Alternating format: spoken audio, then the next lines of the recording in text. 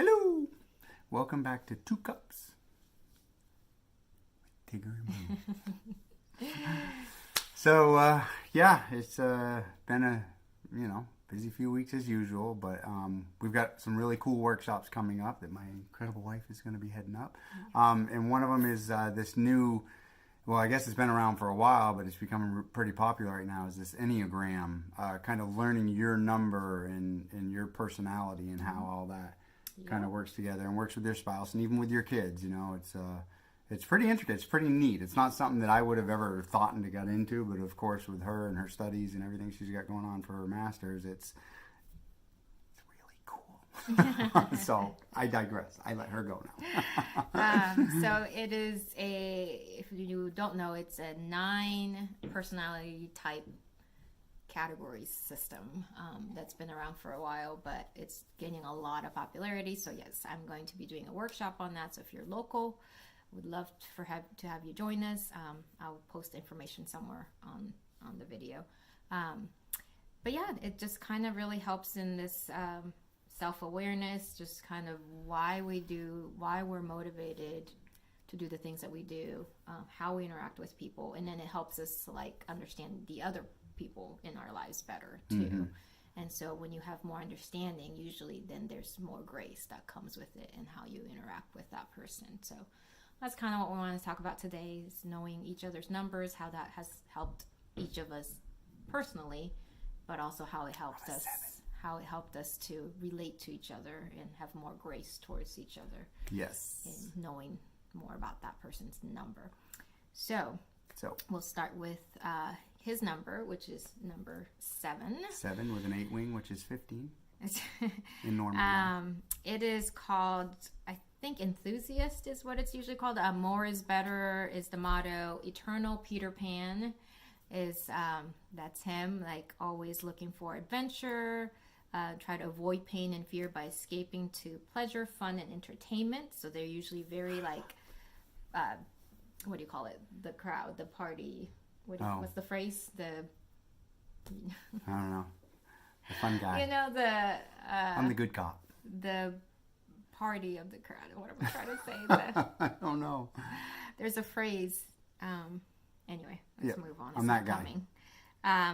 It's hard for you to commit and finish to one particular project or process that he wants to be in, all these different. I get into everything, man. Yeah. So that's kind of the main thing about the 7. They don't usually like tense, awkward moments. So when things get a little too heavy and too serious, then they try to find a way to get people to lighten up, usually by telling a joke. Yeah, we go all Chandler on you. Funny. Yeah. So, what has the life of the party? I think it's still bugging me. I think the life of the party is what I was trying to say. Right here. So, knowing that about yourself, or hearing that description, how does it ring? Right, and it does ring true, because any of you guys that know me, I'm into everything, and I'm always like, oh yeah, that's a good idea. Let's start that. Let's do this. Let's do that. And I would start things with other people, and the other people were kind of like, yeah, that's a good idea. Let's get it started. And I would go 50 miles ahead, and then it wouldn't connect and things. So it actually helped us with the my 2 companies. We were able to scale one of them down and be like, nope, we're going to cut this off. We're going to cut that off.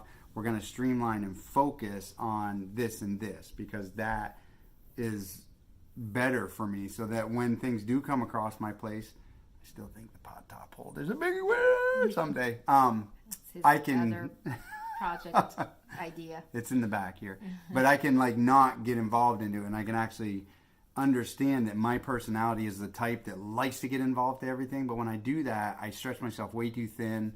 So now understanding that, when something comes up and I feel myself getting excited, and oh yeah, that's a great idea, and I can take a break, kind of sit back, and then I toss a lot of ideas across her plate, because she's really good at what it just helps me kind of process through what I'm doing. I've got a buddy of mine that I do that with as well. So understanding that I can go everywhere. You've got a little thing in your teeth. I do. Yep, right there. Okay.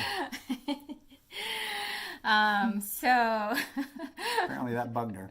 2. So what I can say about 7 is being married to one. Great, yeah. They are very spontaneous. They bring the excitement and the fun, and I mean, you're the fun parent by far. Somebody had to And do the it. kids just love that, and I do too. You know, where you just bring that out, because I'm not naturally spontaneous at all. I'm not naturally like daring and stuff like that. So that's definitely been such an added flavor to my life because of your number. But also just learning at the beginning, I used to always just kind of freak out whenever he's going from jumping from one thing to the next and the next, and like, we're gonna be doing this, or our family's gonna do this, and we're gonna do this, and then we're gonna do that, and I'm like, like I can't keep up with every new flight of ideas that he has, and I feel like every time it was changed, it would just stress me out. I'm like, okay, I gotta change this whole system of how we do things. We gotta go this way now. Oh, we gotta go that. It was just driving me crazy. But now, being married almost 13 years to a 7, I'm just like, when he brings up, he's like, oh, we got to do this now. We got to do this. I'm like, yep, okay. I just give him 5 time minutes. to like just settle down. And I mean, and it's not that we don't incorporate some of those things, but we just, I don't stress out about getting fully on board with that idea, that, that second. And that just really has helped me.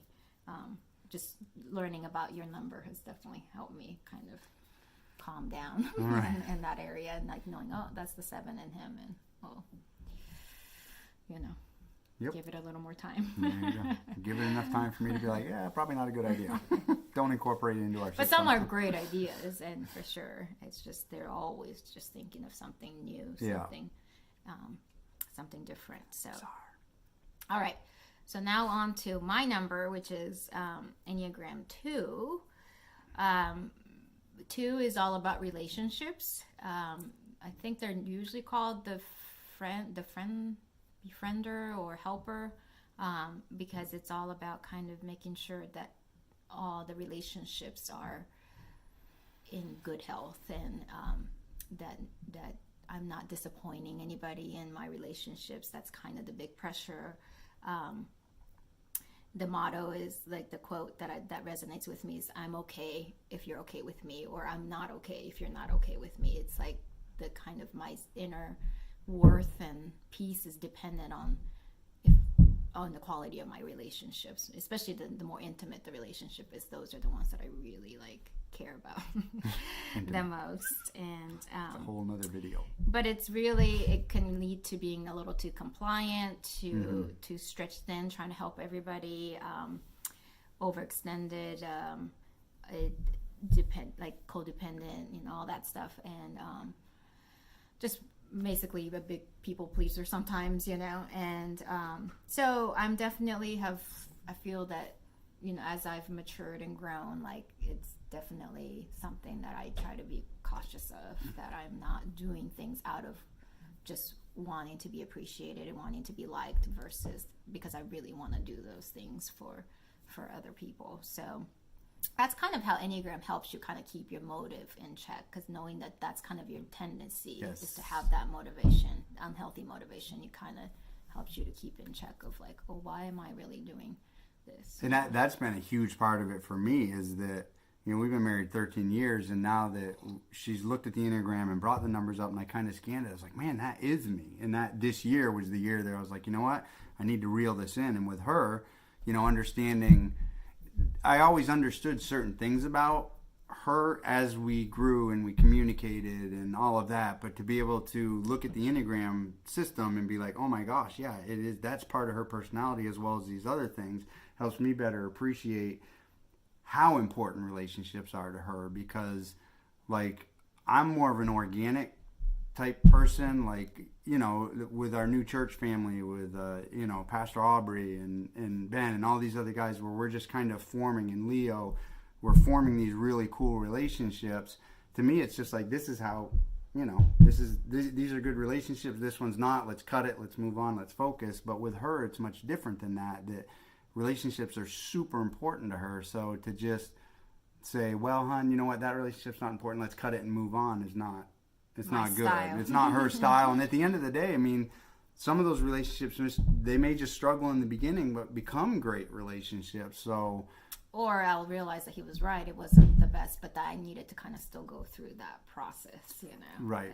That it's just a kind of, I think just knowing, I think you have a better understanding of just how much it affects me and things like that. Yeah. And she's a processor. There's a lot of that, of who she is, but to understand that she's not just a processor to be a processor, but she's definitely a processor in relationships, because it says she's more inclined to be sensitive to needs of everyone. So I needed to understand that, of like, oh, she's just not trying to form something or overthinking it. It's part of her personality. So I need to respect that, so to speak, empathize with it, and then, you know, to a certain extent, go through the process with her. She goes through my processes of just... of all the different ideas. Exactly.